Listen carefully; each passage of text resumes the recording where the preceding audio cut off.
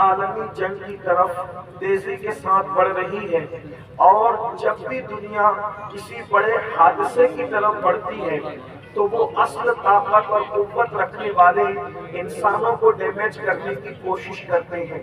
مثال کے طور پر پہلی عالمی جنگ کو لے لیں، دوسری عالمی جنگ کو لے لیں۔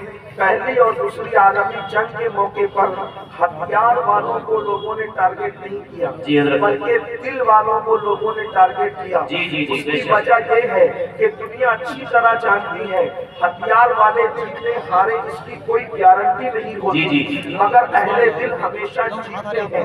مثال کے طور پر بدر کے میدان کے اندر 1000 ہتھیار لے کر آئے تھے، اور اللہ اکبر 313 صاحب دل آئے تھے۔ ہتھیار والے ہار گئے، دل والے جیت گئے۔ طریقے سے آپ دیکھیں، کلیجہ چبانے والے ہتھیار لے کر کے آئے تھے، اور کلیجہ چبانے والے دل لے کر کے آئے تھے۔ کلیجہ چبانے والے ہمیشہ کے لیے ہار گئے، اور چبانے والے جیت گئے۔ ہمیشہ کے لیے ہارنے کی بات اس لیے کر رہا ہوں کہ کبھی کلیجہ چبایا تھا، لیکن اللہ اکبر بعد میں اللہ رب العزت نے اسی رسول کی غلامی کا شرف ان کو عطا کیا۔ یہ سب سے بڑی ہار نہیں ہے تو کیا ہے؟ اللہ اکبر۔ اس لیے کہ جب انسان کسی کو مان لیتا ہے تو پھر اس کو اپنا آقا ماننے پر مجبور ہو جاتا ہے۔ اگرچہ ہم اہل سنت الحمدللہ یہ مزاج رکھتے ہیں کہ ایمان لانے سے قبل جو باتیں ہوئی بعد میں اس کو دہراتے نہیں ہیں، اس لیے کہ ہمارا نظریہ یہ ہے جس کو رسول اللہ معاف کر دے امتی کو حساب کتاب کرنے کا حق کیا ہے؟ اللہ اکبر۔ یہ ہمارا نظریہ ہے میرے آقا علیہ الصلوۃ والتسلیم کے پیارے دیوانوں۔ لیکن اندازہ فرمائے پھر کربلا میں دیکھے 22,000 ہتھیار لے کر کے آئے تھے، اور 72 صاحب دل آئے تھے۔ 22,000 ہتھیار والے ہار گئے، دل والے جیت گئے، اور اب تک ان کی جیت کے ڈنکے ہیں۔ اس لیے اب دنیا تیسری عالمی جنگ کی طرف بڑھ رہی ہے۔ ٹارگٹ کس کو کیا جا رہا ہے؟ دل والوں کو کیا جا رہا ہے۔ پھر کہہ رہا ہوں کسی ایک ملک کا نہیں بلکہ پوری دنیا کا مسئلہ ہے، اور ہمارے نوجوانوں کو، ہمارے بچوں کو، ہماری بچیوں کو دین سے دور کیا جا رہا ہے۔ آئے دن اخبارات میں آتا ہے اتنے بچے مرتد ہو گئے، اتنی بچیاں مرتد ہو گئی، اللہ اکبر۔ اور اس کے بعد آج ہمارے جلسوں کا عنوان بھی یہ ہے کہ بچوں کو مرتد ہونے سے کیسے بچائیں، بچیوں کو ارتداد سے کیسے بچائیں۔ ایک بات اچھی طرح یاد رکھیں، صرف جلسوں کے عنوان انقلاب پیدا نہیں کر سکتے جب تک کہ میدان عمل کے اندر ہم قدم نہ رکھیں۔ کہنے والے نے کہا تھا اقبال بڑا اپدیشک ہے، من باتوں میں موہ لیتا ہے، گفتار کا غازی بن تو گیا، کردار کا غازی بن نہ سکا۔ کیا جب تک کہ میدان عمل میں ہم قدم نہ رکھیں گے اس وقت تک فتنہ ارتداد کا مقابلہ نہیں کر سکتے، اور فتنہ ارتداد کا مقابلہ کرنے کے لیے اللہ اکبر بہت زیادہ محنت کی ضرورت نہیں ہے، بلکہ صرف 3 باتوں پر ہمیں محنت کرنی ہوگی۔ اگر ہم نے 3 باتوں پر محنت کی، ہم صرف ارتداد پر بند نہیں باندھیں گے انشاءاللہ، اللہ اکبر، بلکہ جو لوگ ارتداد کا فتنہ پھیلا رہے ہیں وہ لوگ خود اسلام کے دامن میں پناہ لینے پہ مجبور ہو جائیں گے۔ لیکن اللہ جذباتی باتیں کرنے سے، درد بھری باتیں کرنے سے مسائل کا حل نہیں ہوتا۔ آئیے ہمیں کرنا کیا ہے؟ اللہ اکبر۔ میں وہی باتیں کہوں گا جو آج سے 1450 سال پہلے میرے اور تمہارے سچے نبی نے فرمایا تھا۔ اللہ کے رسول صلی اللہ علیہ وسلم نے فرمایا اپنی اولاد کو 3 باتیں سکھاؤ۔ اللہ اکبر۔ اپنی اولاد کو 3 باتیں سکھاؤ۔ اللہ ارتداد سے بچانا ہے، جرائم سے بچانا ہے، فتنوں سے بچانا ہے، گناہوں سے بچانا ہے۔ اللہ اکبر۔ اولاد کو معزز بنانا ہے، عزتدار بنانا ہے۔ 3 باتیں سکھاؤ، لوگوں کے کندھے سے کندھا ملانے کی حیثیت پیدا کرنا ہے۔ 3 باتیں سکھاؤ۔ وہ 3 باتیں کیا ہیں؟ سب سے پہلی چیز اللہ کے رسول صلی اللہ علیہ وسلم نے فرمایا اپنی اولاد کو اپنے نبی کی محبت سکھاؤ، عشق مصطفیٰ سکھاؤ۔ اللہ اکبر۔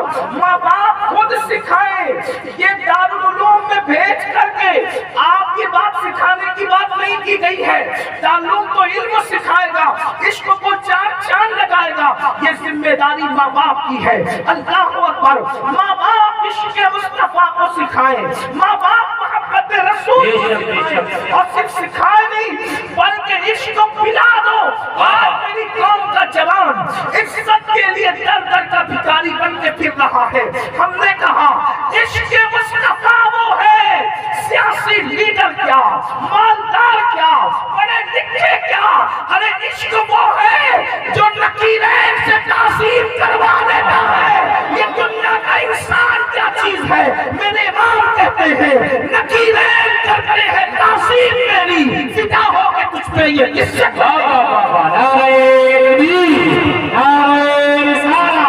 मज़हबे इस्लाम मसलके आला हज़रत हुज़ूर सैयद अमीरुल क़ादरी साहिब। जब इश्क़ मुस्तफ़ा से नकीरैन ताज़ीम, जब इश्क़ मुस्तफ़ा से नकीरैन ताज़ीम करते हैं तो दुनिया के इंसान की हैसियत क्या है? दरअसल आप ज़लील इसलिए हो रहे हो कि हुजूर का एहतराम नहीं कर पा रहे, हुजूर की इज्जत नहीं कर पा रहे। जब तक मुसलमान रसूलुल्लाह की इज्जत करता था, जब तक मुसलमान अपने नबी से इश्क करता था, उस वक्त तक वो खुद इज्जतदार था, वो खुद उसको वक़ार मिला हुआ था। लेकिन जब से मुस्तफ़ा जान रहमत सल्लल्लाहु अलैहि वसल्लम की मोहब्बत से दूर हुआ, इश्क़ मुस्तफ़ा से दूर हुआ, उसके बाद से हालात क्या हो गए देख रहे हैं। अल्लाह अकबर, हालात का रोना रोने की से क्या फायदा, आप हमसे ज्यादा हालात जानते हैं। लेकिन एक बात आप कहेंगे आप कैसी बात कर रहे हैं, क्या हम आशिक़ रसूल नहीं? मैं कहता हूँ आपके इश्क़ मुस्तफ़ा पर मुझे कोई शक नहीं, मैं तो इतना समझता हूँ आप मुझसे बेहतर आशिक़ रसूल हैं। लेकिन मैं ये सवाल जरूर आपके सर पर रख करके आगे बढ़ना चाहता हूँ। याद रखना, जो आशिक होता है वो महबूब के दिल को कभी तकलीफ नहीं पहुंचाता, जो आशिक होता है वो महबूब के दिल को कभी अज़ियत नहीं पहुंचाता। अल्लाह अकबर। फ़क़ीह अबू लैस समरकंदी रज़ी अल्लाह ताला अन्हु अपनी किताब में लिखते हैं कि सैयदना फारूक आज़म फरमाते हैं तुम गुनाह कोई करो, छोटा करो या बड़ा करो, उससे रसूलुल्लाह का दिल दुखता है। हुजूर अलैहिस्सलाम कब्र अनवर में रंजीदा होते हैं। इस हज़ारों के मजमे में इश्क़ मुस्तफ़ा का दावा करने वालों से पूछना चाहता हूँ, गुनाह सगीरा करो या गुनाह कबीरा करो, कब्र अनवर में मुस्तफ़ा जाने रहमत रंजीदा होते हैं।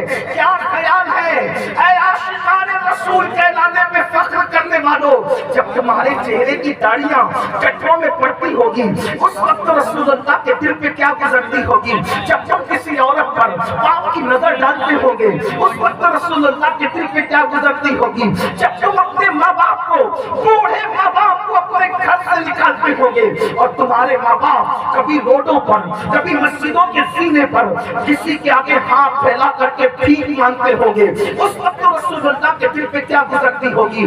फज्र की नमाज में नरम नरम गद्दों पर जब तुम मस्जिदों को वीरान करते होगे उस वक्त मेरे आका के दिल पर क्या गुजरती होगी? और बड़ी माजरत के साथ नरम नरम गद्दों पे लेट करके जब तुम ज़िना की फिल्में देखते होगे उस वक्त अल्लाह के रसूल के दिल पे क्या गुजरती होगी? लोग कहते हैं मौलाना हमारे साथ ऐसा क्यों हो रहा है? मैं कहता हूँ सिर्फ एक वजह है, जो काम कब्र में मुस्तफ़ा जाने रहमत को गमगीन कर दे, अल्लाह के रसूल को रंजीदा कर दे, हुजूर को दुखी कर दे, वो कौम घरों में सुख चैन से कैसे रह सकती है?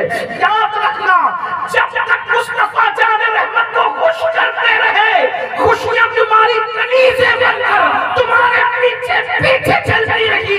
जब से रसूलुल्लाह को रंजीदा कर रहे हो, खुशियों के लिए दर दर के मोहताज हो गए, दर दर के भिखारी हो गए। क्या समझते हो कौन खुशियां देगा? खुशियां देगा जो खुद खुशियों के लिए मोहताज है, वो खुशियां देंगे। बेशक बेशक। आप सियासी लीडरों के दरवाजे पे खुशियों की भीख मांग रहे हो, आप अदाकारों के दरवाजों पे खुशियों की भीख मांग रहे हो। उनकी पर्सनल लाइफ में झांक के देखो, वो खुद खुश नहीं है। नींद की 4-4 गोलियां खाकर भी उनको सुकून की नींद नहीं आती। जो अपनी सुकून की नींद न ला सके वो तुम्हें क्या खुशियां देंगे?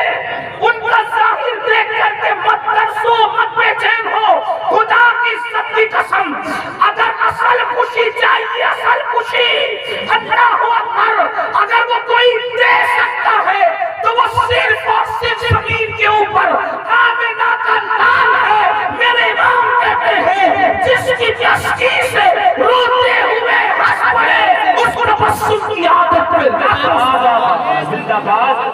ماشاءاللہ یا رسول اللہ یا رسول اللہ زندہ باد زندہ باد نیند کی گولیاں کھا کر بھی بے چین رہنے والوں سے تم خوشیوں کے طلبگار ہو. سنو حضور سے وفا وہ چیز ہے جو قبر میں بھی تمہیں سکون سے سنا دے,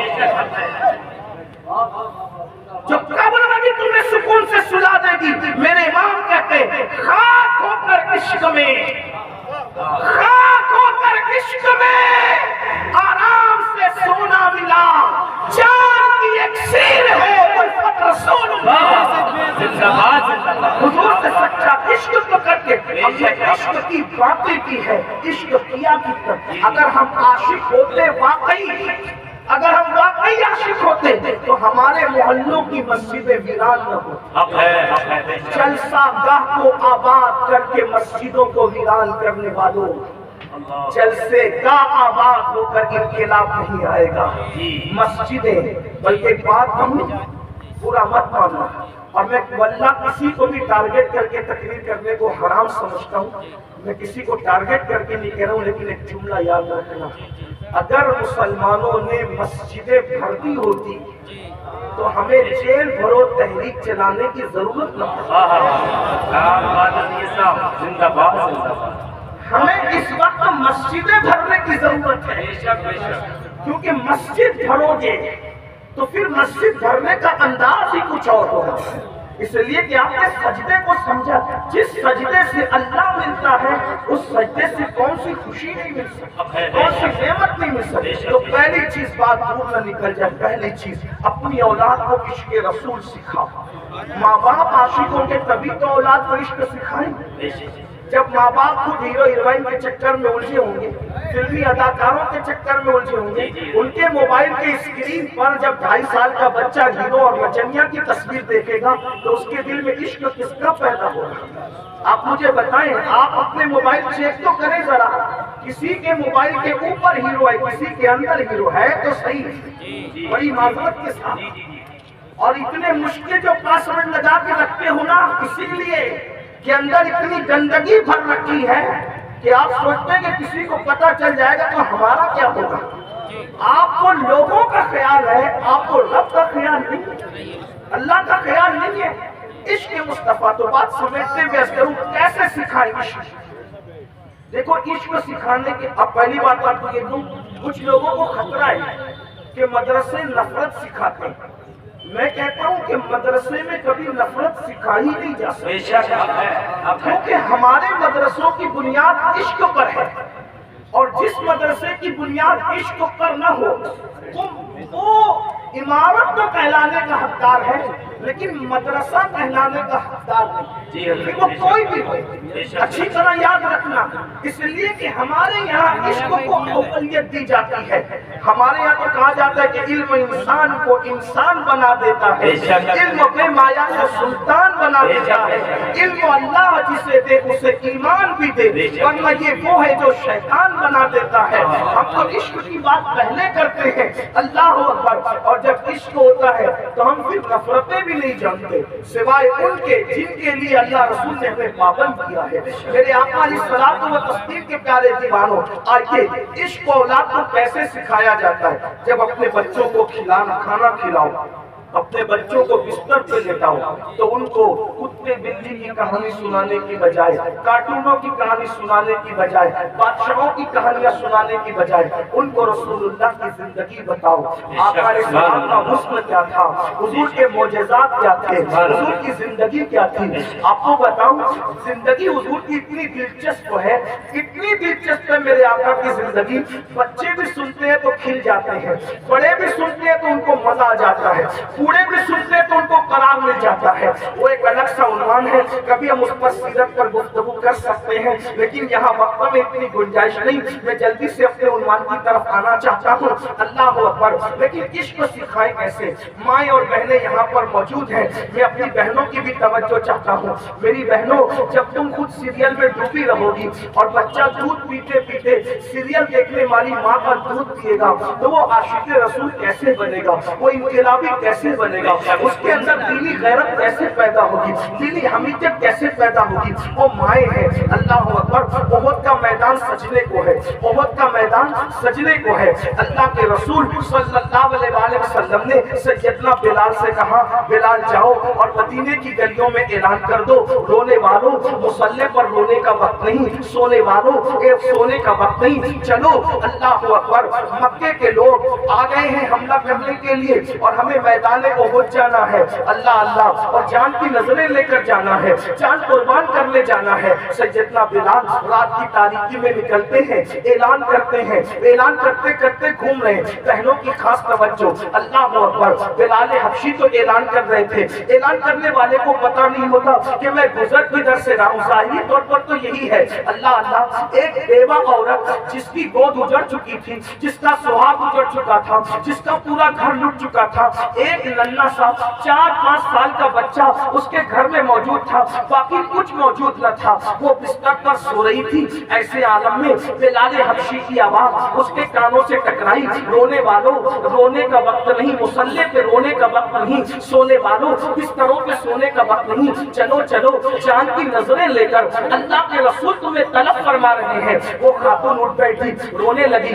یا اللہ کیسا امتحان ہے، دینے والا آج طلب کر رہا ہے، جس نے سب کچھ دیا ہے آج وہ جانے کی نظریں، جانوں کی نظریں طلب کر رہا ہے۔ اللہ میں تیرے محبوب کو دے کیا سکتی ہوں، میں تیرے محبوب کو پیش کیا کر سکتی ہوں؟ اللہ اکبر، شوہر تو شہید ہو چکے ہیں، بیٹا بڑا تھا وہ بھی شہید ہو چکا ہے، ایک ننھی سی جان گھر میں ہے، اب میں محبوب کو دوں کیا، میں حبیب کو دوں کیا؟ دیکھو ان عورتوں کے خیالات۔ آج اگر اللہ اکبر کوئی چندہ طلب کرے تو عورتیں کہتی ہے، ارے میرے شوہر کو بہت چندہ دیتے، میں نے دینے کی کیا ضرورت ہے، میں نے دن کے نام پہ کیا دینا، شوہر دے دیتے میرا کام بن جاتا ہے۔ میری بہن شوہر نے دے دیا، شوہر کا کام بنا ہے، تو کب جنتی ہوگی، تو جنت کی طرف کب آئے گی؟ ان عورتوں کے حوصلے دیکھو، اللہ اکبر، اٹھ بیٹھی، حضور کو پیش کیا کروں، اور اس تصور میں رونے لگی۔ اللہ اللہ، اس خاتون کو رونا کیوں آ رہا ہے؟ شوہر کی یاد پہ نہیں، بچے کی یاد پہ نہیں، حالات پر نہیں، زیورات پر نہیں، لباس پر نہیں، بلکہ اس کو رونا آ رہا ہے۔ حضور نے طلب کیا ہے، پیش کیا کروں؟ روتے روتے اس کی ہچکیاں بن گئی۔ جب ہچکیاں بندی ہے تو ننھا سا بچہ جو سو رہا تھا ماں کی بغل میں اٹھ بیٹھا اور ماں سے پوچھتے، امی کیوں رو رہی ہو، کیا تمہیں بابا کی یاد نے ستایا ہے؟ ننھے سے بچے نے جب باپ کا ذکر کیا تو ماں نے سر پہ ہاتھ پھیرتے کہا، میری جان، میرے درد کو تو سمجھ نہیں سکتا، تو سو جا میرے بیٹے۔ اللہ اکبر، لیکن وہ ماں کی تربیت تھی۔ 4-5 سال کی عمر گلی ڈنڈا کھیلنے کی عمر ہوتی ہے، لیکن آج تو اللہ اکبر 4-5 سال کی عمر موبائل میں گیم اور کارٹون کی عمر ہوتی ہے، مگر وہ بچے کی تربیت اس ماں نے کیا کی تھی کہ ننھے سے بچے کو ماں کہتی ہے، میرے بیٹے تو میرے درد کو سمجھ نہیں سکتا، سو جا۔ تو ننھا سا بچہ ماں کو کہتا ہے، ماں یہ کیسے ہو سکتا ہے کہ میری ماں روتی رہے اور میں سوتا رہوں؟ ماں میں نہیں سو سکتا جب تک کہ تم روتی رہو۔ بتاؤ نا امی، تمہارا درد کیا ہے، تمہاری تکلیف کیا ہے، تم کیوں رو رہی ہو؟ اللہ اکبر۔ نعرہ تکبیر، نعرہ تکبیر، نعرہ رسالہ، مذہب اسلام، مذہب اسلام، مسلک اعلیٰ حضرت، فیضان اعلیٰ حضرت، اصلاح معاشرہ کانفرنس، جشن دستار بندی، مدرسہ جمال مصطفیٰ بلاسپور، حضور سید ساجد میاں صاحب قبلہ، سادات ٹانڈا شریف، سادات ٹانڈا شریف، سادات ٹانڈا شریف، حضور سید ساجد میاں صاحب قبلہ، حضور سید علی القادری صاحب قبلہ، حضور سید سلیم میاں صاحب قبلہ، حضور سید سلمان میاں صاحب قبلہ۔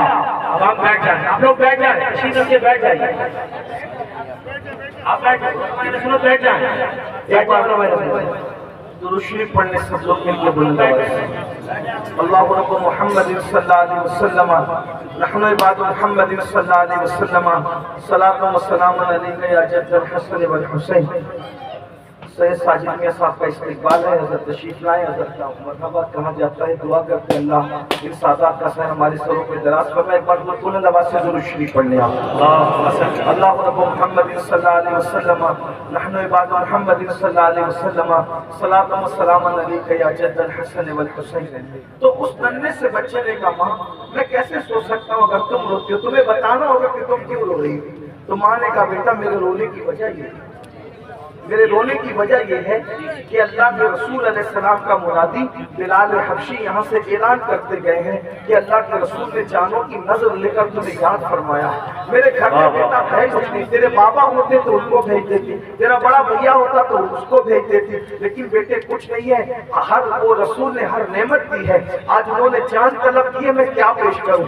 ننھے سے بچے نے کہا ماں اس پہ رونے کی کیا بات ہے، فکر کرنے کی کیا بات ہے، اگر تیرے پاس کوئی جوان بیٹا نہیں ہے ماں میں تو ہوں نا ماں، مجھے اللہ کے رسول کے قدموں پہ قربان کر دو، میں حضور کے قدموں پہ قربان ہونے کے لیے تیار ہوں، میں آقا کے قدموں پہ قربان ہونے کے لیے تیار ہوں۔ دیکھو ننھا سا 4-5 سال کا بچہ جس کو شعور کیا ہوتا ہے کھلونے کے علاوہ، کھانے کے علاوہ، پینے کے علاوہ، کھیلنے کے علاوہ، لیکن اس ماں کی تربیت کیسے تھی کہ ننھا سا بچہ کہتا ہے ماں مجھے حضور کے قدموں پہ قربان کرو، میں قربان ہونے کے لیے تیار ہوں۔ ننھے سے بچے کی ایک جملے سن کر ماں کی بھارس بدی اور ماں نے اپنے بیٹے کی انگلی پکڑی، ماں نے بچے کی بچے کو انگلی پکڑائی اور انگلی پکڑانے کے بعد مسجد نبوی شریف کی طرف چل پڑی۔ جب مسجد نبوی شریف کے قریب پہنچی تو کیا دیکھا، وہ مجاہدین کی صف لگ رہی تھی، خاتون جو ہے چادر اوڑھ کر دروازے پہ کھڑی ہو گئی، اللہ کے رسول کی نگاہ پڑی، نگاہ پڑنے کے بعد میرے قریب آقا نے فرمایا بلال یہ خاتون یہاں کیوں نظر آ رہی ہے اس رات کو؟ تو اس وقت بلال گئے اور جانے کے بعد کا مائی تیری یہاں ضرورت کیا اس رات کو تو کیوں ہے؟ تو اس خاتون نے کہا بلال اتنی جلدی بھول گئے، تم ہی تو اعلان کر رہے تھے کہ اللہ کے رسول صلی اللہ علیہ وسلم نے چاند کی نظریں لے کر کے بلایا ہے، چاند کی نظریں لے کر کے بلایا ہے۔ کہا مائی عورتوں کو نہیں بلایا، تو کہا میں حضور سے گفتگو کرنا چاہتی ہوں۔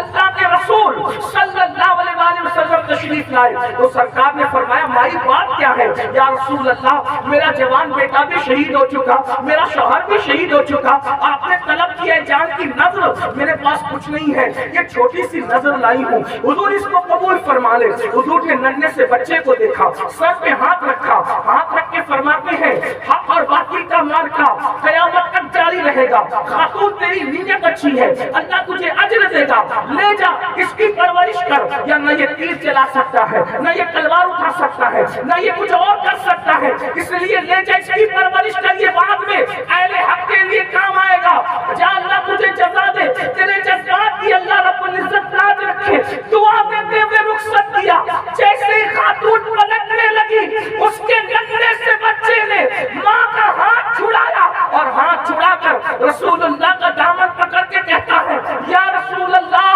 صلی اللہ علیہ وسلم میرے ماں باپ آپ پہ قربان آقا، یا رسول اللہ میرے ماں باپ آپ پہ قربان آقا۔ میری ماں تو سوتے وقت مجھے روزانہ یہ سبق سناتی ہے کہ بیٹا اپنے نبی کا در وہ در ہے جہاں سے کوئی بھی خالی ہاتھ نہیں جاتا، یا رسول اللہ جب کوئی خالی نہیں جاتا تو میں خالی کیسے جا سکتا ہوں؟ حضور میں مانتا ہوں کہ میں کچھ نہیں کر سکتا، لیکن یا رسول اللہ آپ پر آنے والے تیروں کو میں اپنے سینے پر تو لے سکتا ہوں، نالین پر آنے والے غبار کو میں اپنے سینے پہ تو لے سکتا ہوں۔ اندازہ فرمائے بچوں میں یہ عشق مصطفیٰ کس نے پیدا کیا تھا؟ یہ ماں کی تربیت تھی، ارتداد کے فتنے سے، گناہوں کے فتنے سے، جرائم کے فتنے سے بچانا ہے، عشق مصطفیٰ پیدا کرنا ہوگا۔ پہلی چیز عشق رسول، دوسری چیز میرے آقا علیہ السلام فرماتے ہیں میری اہل بیت کی محبت اپنی اولاد کے دل میں پیدا کرو، میری آل کی محبت اپنی اولاد کے دل میں پیدا کرو۔ اللہ اکبر، آل کی محبت کیوں پیدا کی جا رہی ہے؟ اس کی بہت ساری وجوہات میں سے ایک وجہ یہ بھی ہو سکتی ہے کہ ایمان آئے گا عشق رسول سے اور ایمان بچے گا عشق آل رسول سے۔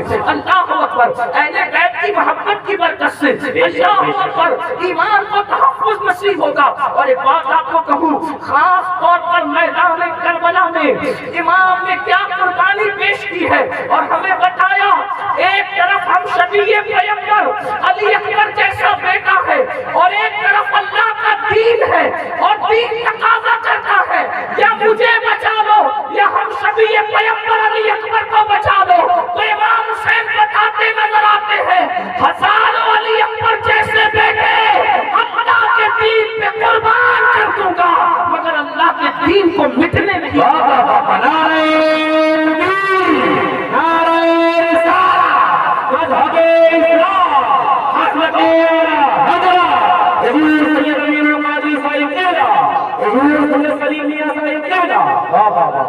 ہر دور میں جب بھی کوئی انقلابی نظر آئے گا تو اس کا رشتہ آپ کو کہیں نہ کہیں کربلا سے ضرور نظر آئے گا۔ مثال کے طور پر اسی ہندوستان کی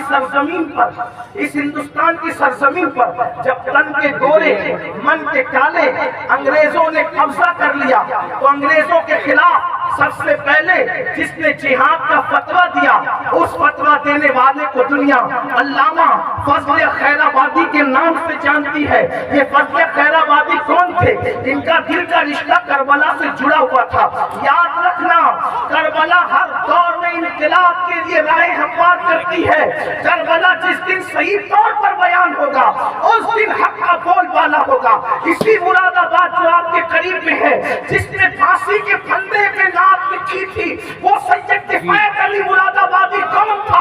وہ بھی تو کربلا سے متعلق۔ اس کے بعد آپ دیکھ لیں مفتی صدر الدین آزردہ کو لے لیں اور بھی ہمارے مجاہدین آزادی جنہوں نے ہندوستان کی آزادی کے لیے پھانسی کے پھندے چومے تھے وہ سب کے سب کربلا سے تعلق رکھنے والے لوگ تھے، وہ سب کے سب نجف سے تعلق رکھنے والے لوگ تھے، وہ سب کے سب مدینہ منورہ سے تعلق رکھنے والے لوگ تھے، وہ سب کے سب بغداد و اجمیر مولا کے دیوانے تھے۔ اللہ اکبر، دوسرے تو تھے ہی نہیں جو آج کل ہیرو بنے ہوئے ہیں۔ اللہ اکبر، اس لیے کہ 1857 کے بعد سارا معاملہ خراب ہوا ہے، اس سے پہلے تو سب کے سب مزارات پر جانے والے تھے، یا رسول اللہ کہنے والے تھے۔ نعت لکھنے کا اتنا شوق تھا کہ انہوں نے پھانسی کے پھندے پہ بھی نعت، یہاں شاعر لوگ موجود ہیں، علماء لوگ موجود ہیں، نعت لکھنے کے لیے یا شعر لکھنے کے لیے یکسوئی چاہیے، ذہنی سکون چاہیے، اندازہ پر اطمینان چاہیے۔ جب نعت لکھی جاتی ہے سکون ہو تب لکھی جاتی ہے، قرار ہو تب لکھی جاتی ہے، تنہائیاں ہو تب لکھی جاتی ہے۔ ہڑبڑ میں کوئی نعت لکھتا ہے، ہنگامے میں کوئی نعت۔ میرے بھائی جلسے کے ہنگامے میں ذہن سے مضامین نکل جاتے ہیں مقرروں کے، اندازہ فرمائیں جلسے کا ہنگامہ ذہن کا مضمون نکال دیتا ہے تو وہ ہنگامہ کتنا بڑا خطرناک ہوگا کہ سامنے پھانسی کا پھندا لٹکا ہوا ہے اور جان جانے والی ہے، چند لمحوں کے مہمان ہیں۔ اور سید کفایت علی کافی مراد آبادی سے کہا جاتا ہے کافی کوئی آخری خواہش ہو تو پیش کرو، تو آپ کہتے ہیں آخری تمنا تو یہی ہے ساری زندگی جس کے گن گاتا رہا آخری ایک نعت کا اضافہ کر کے میں دنیا سے چلا جاتا۔ پھانسی کا پھندا دیکھ کر جو نعت لکھتا ہے اور اس کے بعد نہ کوئی ادبی غلطی نظر آتی ہے نہ کوئی عشق میں کوئی تھوڑا سا کمی نظر آتی ہے۔ اللہ اکبر، پھانسی کے پھندے کو دیکھ کر بھی سکون کتنا ہے کافی کو۔ اللہ اکبر کہ اس نعت کو آج بھی پڑھو تو مجمع میں ہنگامہ ہو جاتا ہے، ایسا لگتا ہے ادب اور عشق دونوں ایک دوسرے کے گلے مل رہے ہیں، عشق کی معراج ہو رہی ہے۔ اور کس شان سے لکھا، اردو ادب کی تاریخ پر احسان کر دیا کہتے ہیں، اور اس کے بعد پیغام بھی دیا۔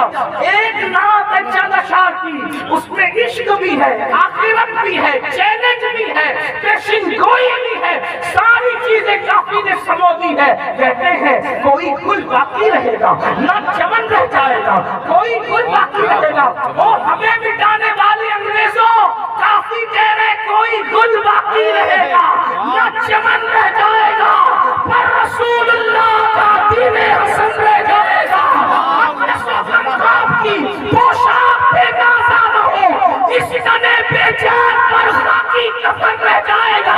ہم سفیروں پاک میں ہیں، کوئی چمکا چہچہا بلبلیں اڑ جائے گی، سونا چمن رہ جائے گا۔ جو اڑے گا صاحب دولت کے اوپر درود، آگ سے محفوظ اس کا تن بدن رہ جائے گا۔ نام شاہان جہاں مٹ جائیں گے لیکن یہاں، نام شاہان جہاں مٹ جائیں گے لیکن یہاں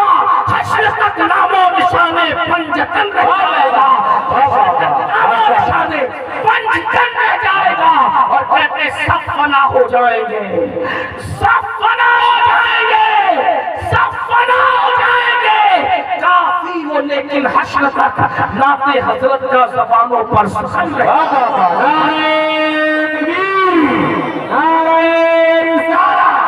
मज़हबे इस्लाम मसलके आला हज़रत हजूर के नबी नवाज़ी साईं नात हजरत का ज़बानों पर सुखन। जब ये नात सुनी है अंग्रेजों को गुस्सा आया, कहा इसको ऐसे नहीं मारेंगे, बड़ा आशिक बनता है, इसको ऐसे नहीं मारे। फिर कोयले को गर्म करके इस तरी में रखा और इस तरी में रखने के बाद काफी के बदन पर वो गरम गरम इस्तरियां चला दी गई। इधर इस्तरी चली और इतने पक्के आशिक थे, इस्तरी चलने पर भी कहते थे अगिस्ना या रसूल। क्या बात किसी और को नहीं पुकारा, क्यों पुकारे किसी को? इसलिए कि औरों तक तो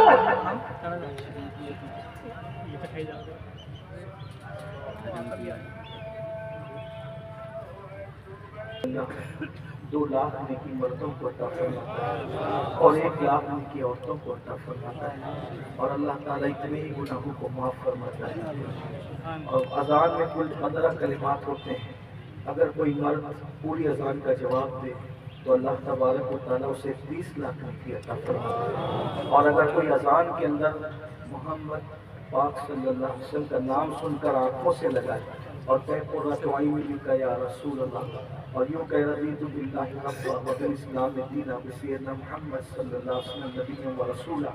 आका इरशाद फरमाते मैं ऐसे को अपने हाथ उसका हाथ पकड़कर जन्नत में ले करके बड़ी बरकत है। और जो अजान सुनकर दुनिया की बात करे, और अगर अजान हो रही हो और फिक़ही मसला बयान हो रहा हो तो बयान कर सकते हैं, दीन की बात कर रहे हो दीनी मसला बयान हो रहा हो तो बयान कर सकते, लेकिन दुनिया की बात नहीं कर सकते।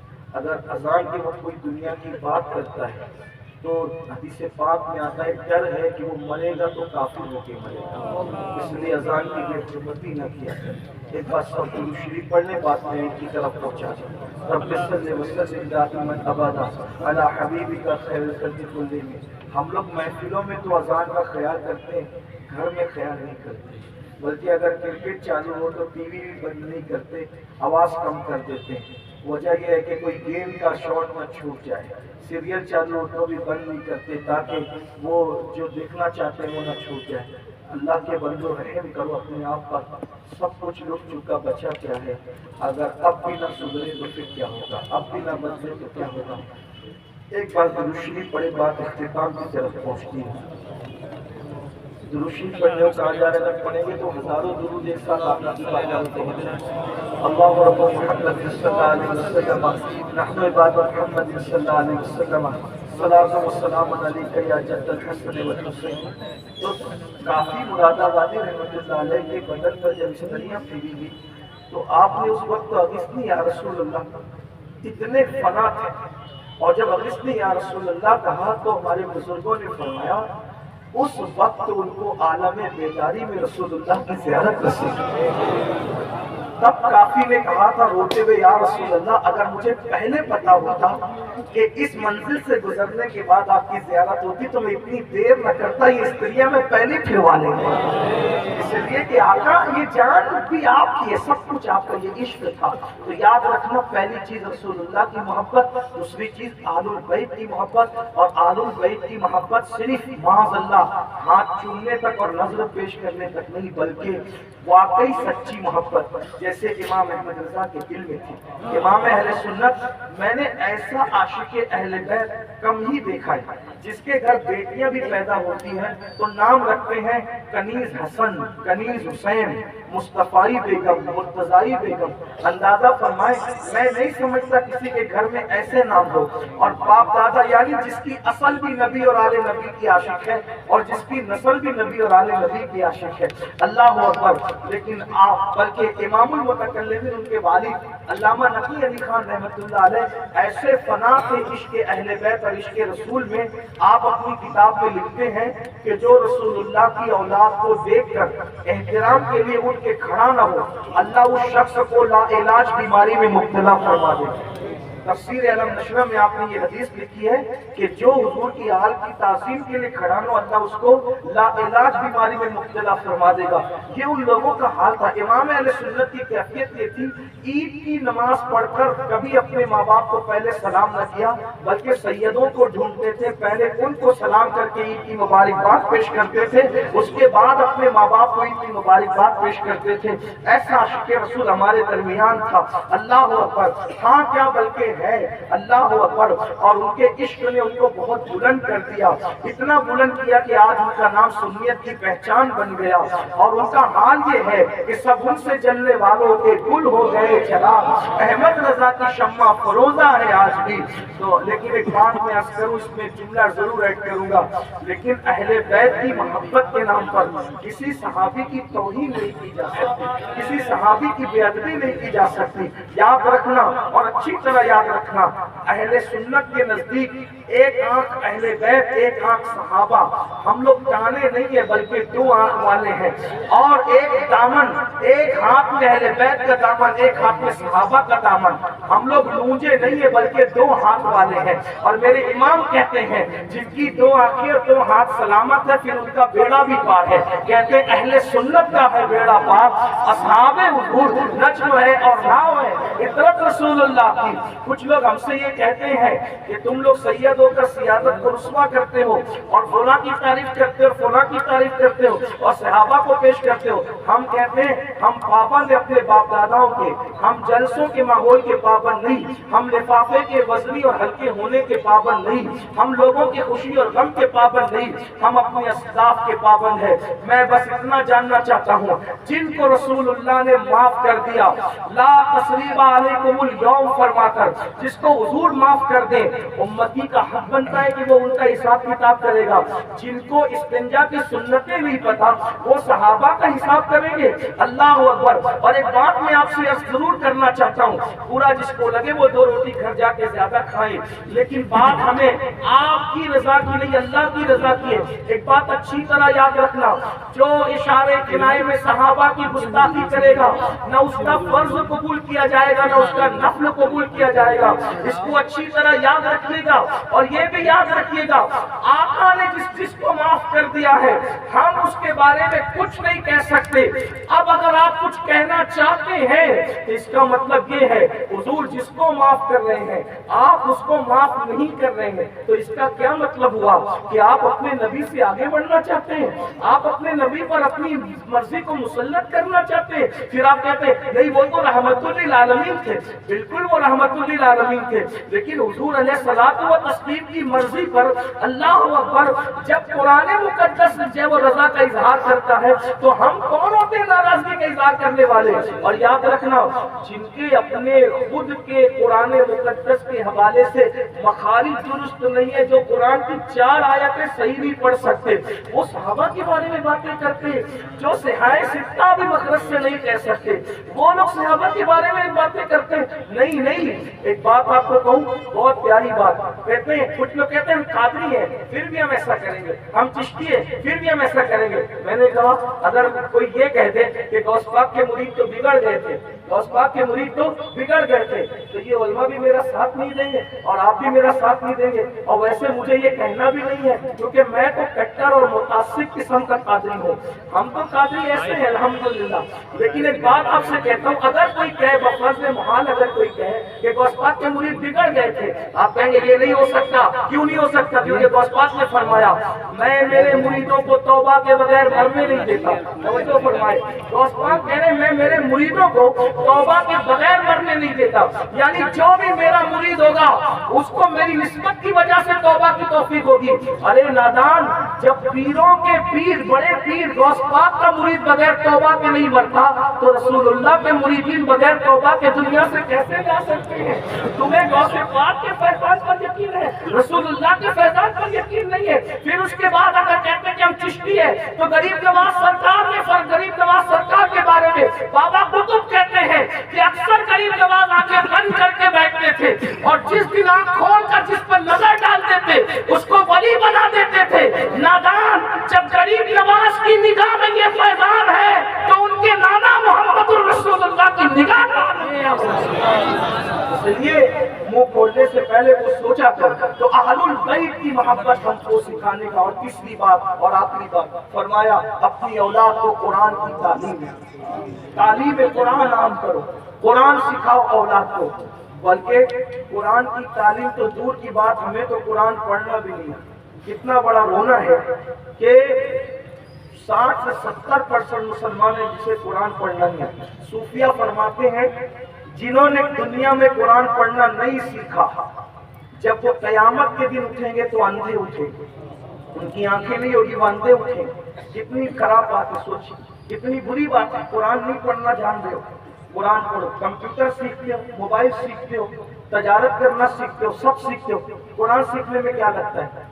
3 مہینے اگر کسی اچھے حافظ قرآن کے ساتھ بیٹھ جاؤ, 5 پارے صحیح سے پڑھا دے تو 25 پارے تم خود ہی سے پڑھ سکتے. اس لیے قرآن پڑھنا سیکھو اور اپنی اولاد کو اتنا علم سکھاؤ جتنا علم ایک مسلمان کو سیکھنا فرض ہے. جتنا علم ایک مسلمان کے لیے سیکھنا فرض ہے. نکاح کب تک قائم رہے گا, کیا کہیں گے تو طلاق ہو جائے گی, ایمان کیا ہے, کفر کیا ہے, یہ ساری چیزیں ہمارے چھوٹے چھوٹے بچوں کو بھی آنا چاہیے. اتنا علم سکھاؤ کہ جتنا فرض ہے.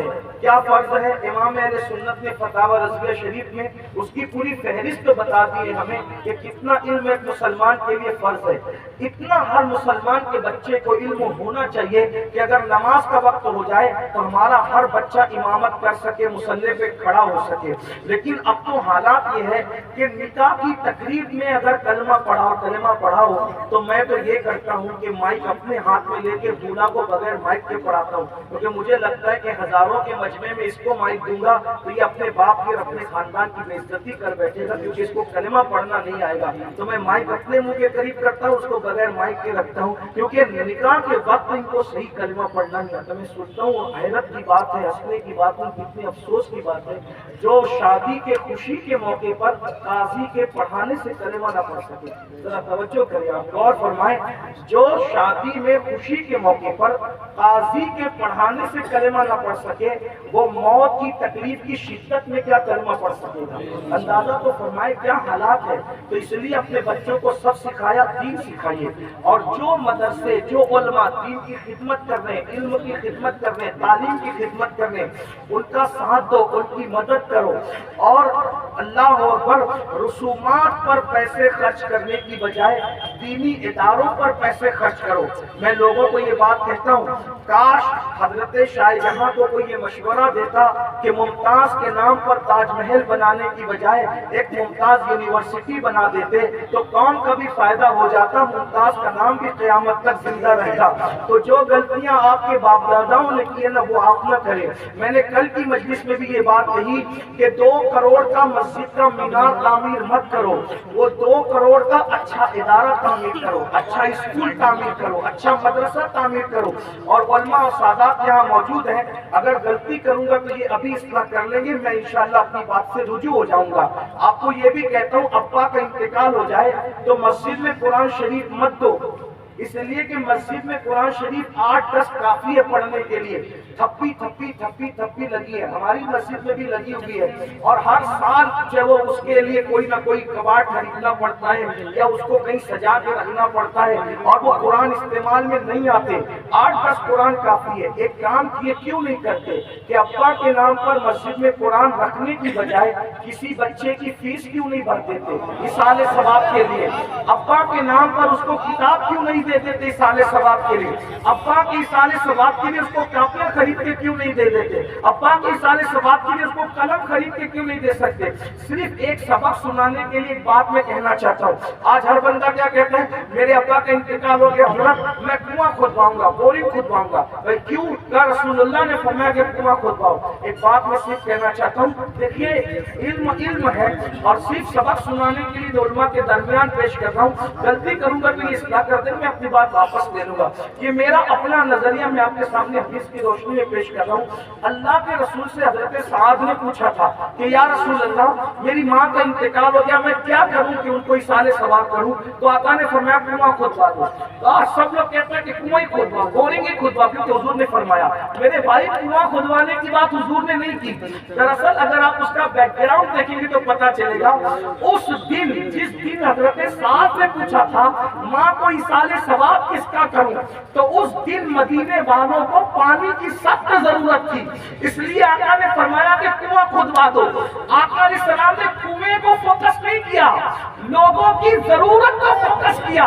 تو اس وقت کنویں کی ضرورت تھی, اور آج مسلمانوں کو ایجوکیشن کی ضرورت ہے, آج مسلمانوں کو قلم کی ضرورت ہے, آج مسلمانوں کو اچھے اداروں کی ضرورت ہے. جب یہ بات کہی جاتی ہے تو کچھ لوگ حقارت سے کہتے ہیں یہ مولوی لوگ اپنی سیٹنگ کرتے ہیں سب. میں کہتا ہوں حیرت کی بات یہ, مولوی کس کے لیے کرتا ہے؟ مولوی کس کے لیے؟ اپنے لیے کرتا ہے. آپ بتائیں اپنے لیے کرتا ہے. یہ جو ادارے بنائے علماء نے کہ یہ خبروں میں اپنے سینے پہ لے جائیں گے یا چھوڑ کر کے جائیں گے؟ علامہ سید نعیم الدین مراد آبادی نے جو ادارہ بنایا وہ ساتھ لے گئے یا رکھ کر کے گئے؟ یہ تو سارے ادارے زمین پر ہوتے ہیں نا.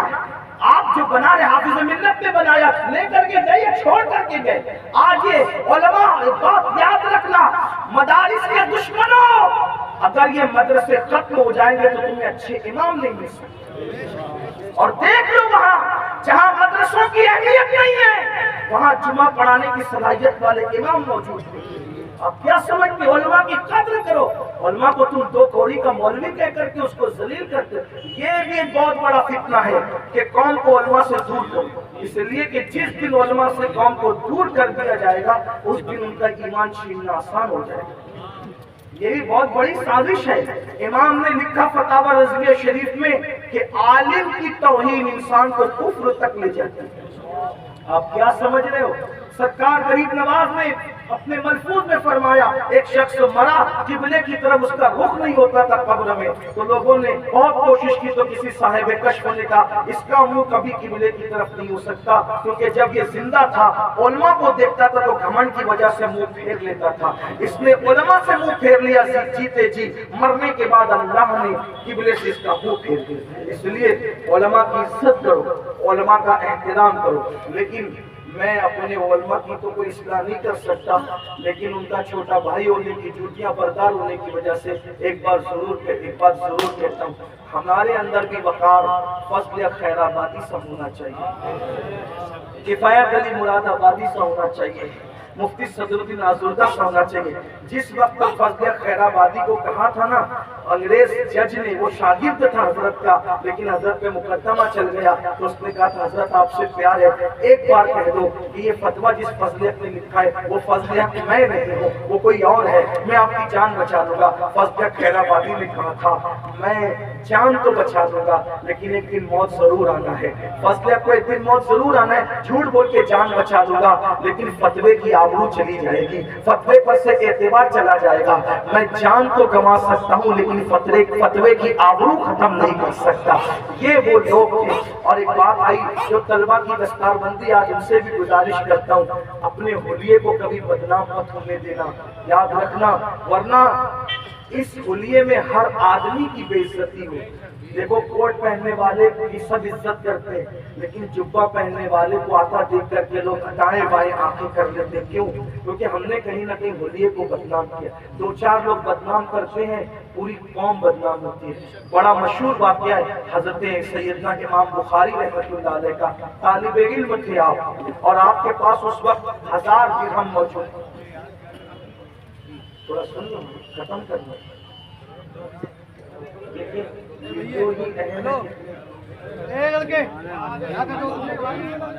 یعنی کہ جو لوگ جلسے میں اپنے علماء اور اپنے بزرگوں کی بات نہ مانیں وہ گھر جا کر کے کیا بات مانیں گے. سوچیں یہ بات کتنے افسوس کی ہے نا. ایک بار اللہ کے رسول نے منبر پہ بیٹھے ہوئے فرمایا صحابہ سے کہ بیٹھ جاؤ. عبداللہ ابن مسعود مسجد کے اندر آ رہے تھے, آپ دروازے پہ ہی بیٹھے. لوگوں نے کہا آپ دروازے پہ بیٹھے, کا مجھے اس سے کوئی مطلب نہیں, میں کہاں بیٹھا, میرے محبوب نے فرما دیا میں بیٹھا. علماء نائبین رسول مانتے ہو، پھر اس کے بعد بھی آپ کیا کرتے ہیں؟ اللہ رحم فرمائے۔ اور بات ختم کر رہا ہوں۔ امام بخاری کا بچپنا طالب علمی کا دور، 1000 درہم ان کے گھر سے ان کو ملے تھے، آپ کو 1000 درہم لے کر چلے۔ تو وہ جو چور لوگ ہوتے ہیں نا، چور لوگ، جیسے آپ کہیں جائیں گے اور جو پاکٹ مار لوگ ہوتے ہیں وہ جیب کو دیکھ کر اندازہ کر لیتے ہیں کہ ہوگا کتنا، وہ جلدی وہ دھوکہ نہیں کھاتا۔ آدمی دیکھ کے اندازہ کر لیتے اس کے پاس کتنا ہوگا، تھیلی دیکھ کے اندازہ کر لیتے۔ تو چور لوگ بڑے ماہر، ہر آدمی اپنی فیلڈ میں ماہر ہوتا ہے، اس کو سمجھتا ہے سب کچھ۔ تو ایک چور نے ان کو دیکھا، لٹیرے ڈاکو نے، اور دیکھنے کے بعد اندازہ کہ اس بچے کے پاس 1000 درہم، بھائی وہ جو درہم تھے چھپائے تو جا سکتے ہی تھے۔ امام بخاری بچپنا تھا، کشتی میں بیٹھ گئے، وہ بھی کشتی میں بیٹھ گئے۔ جب کشتی بیچ دریا میں پہنچی تو پہنچنے کے بعد اس نے شور کیا، میرے 1000 درہم گم ہو گئے، گم ہو گئے۔ تو اس کو یہ لگا کہ بھائی سب کو چیک کیا جائے گا، بچوں کے پاس 1000 تو ہوتے نہیں ہیں، تو اسی کو چور ٹھہرایا جائے گا۔ سب کو چیک کیا، آخری میں امام بخاری کی باری، یا بچے تھے ان کو چیک کیا تو بھی درہم نہیں نکلے۔ جب آپ کشتی کے ذریعے کنارے پہنچے تو وہ چور، وہ ڈاکو بھی کنارے پہنچا، اس نے کہا بچے سچ بتا، تیرے پاس 1000 درہم تھے نا؟ کہاں تھے؟ کہا پھر ملے کیوں نہیں؟ کہا میں نے جب تمہیں چوری کی بات کی نا تو میں نے دریا میں ڈال دیا 1000 درہم تمہیں دریا میں ڈال دیا۔ کہاں مجھے یقین تھا کہ تمہیں جو سازش رچی تھی کہ بچے کو چیک کریں گے تو بچے کے پاس جب 1000 ملیں گے تو چوری کا الزام تو بچے پہ آنا ہے۔ تو کہا 1000 درہم کمانے کتنی محنت لگتی ہے؟ کہا بات یہ ضرور ہے کہ محنت لگتی ہے، لیکن میں نے چونکہ علماء کا حلیہ پہن رکھا تھا نا، عالموں کا حلیے میں میں تھا، اگر مجھے چوری کا الزام لگ جاتا تو وہ کشتی میں بیٹھا ہوا کبھی بھی کوئی بندہ اس حلیے والے پر اعتبار نہیں کرتا۔ میں نے لباس کا اعتماد بچانے کے لیے 1000 درہم کو کھو دیا ہے۔ 1000 درہم تو میں پھر کما سکتا ہوں، لیکن میں اگر آبرو چلی جاتی تو آبرو کب کماتا؟ تو علماء اپنا وقار مضبوط بنا کر کے رکھیں، ایسا نہیں کہ کوئی سیٹ صاحب کا اگر سسر بد مذہب ہو تو ہم اس کا جنازہ اس کے پریشر میں آ کر کے پڑھا دیں، نکاح پڑھا دیں۔ نہیں، یاد رکھنا اللہ کی عزت کی قسم، رزاق اللہ ہے، قادر مطلق ہے، اور عزت اس کے ہاتھ میں۔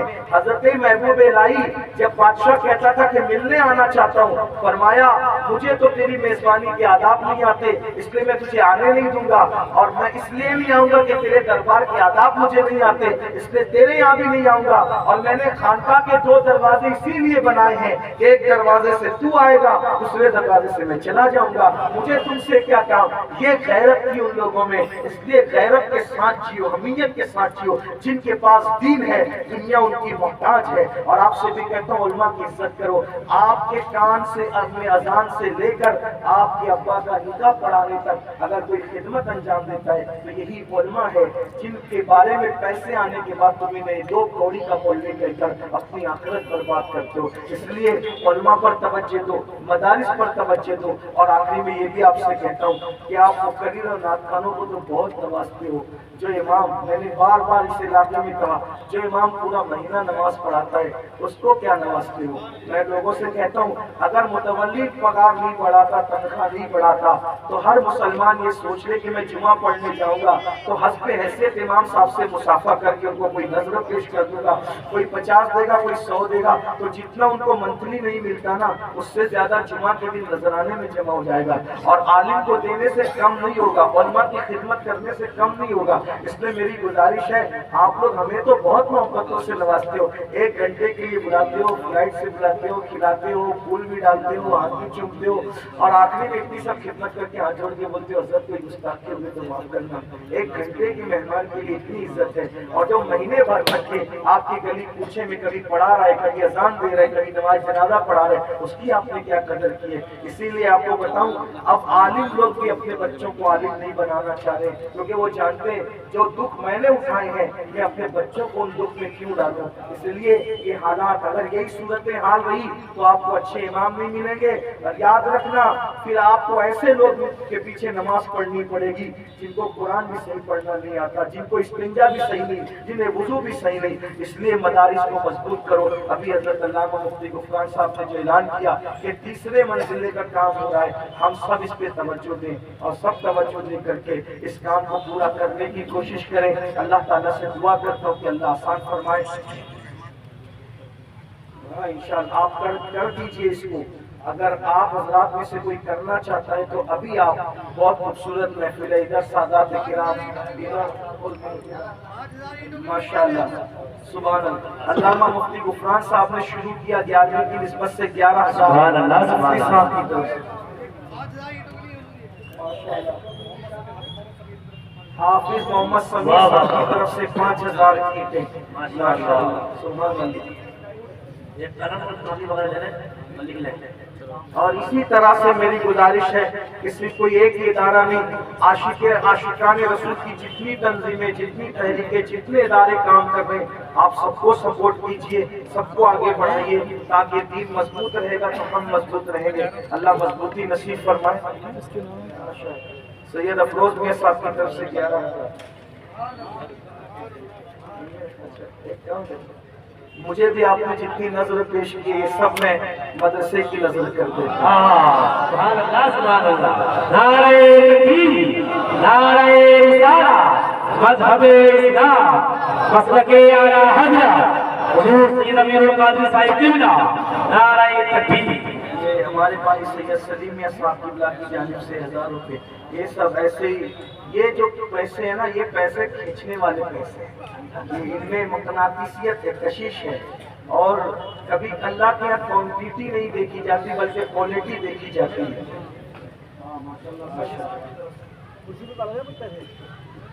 بات آگے بڑھائیے. وہ جو لوگ دکھا رہے ہیں ماشاءاللہ خوشی کی بات یہ ہے آپ دیکھ رہے ہیں 2,000. ارے واہ، ایک کمرے میں محمد شان عالم ماشاءاللہ بہت اچھے نام لکھتے رہے. فوراً پھول مچانا ایک دم تیزی کے ساتھ لکھتے رہے.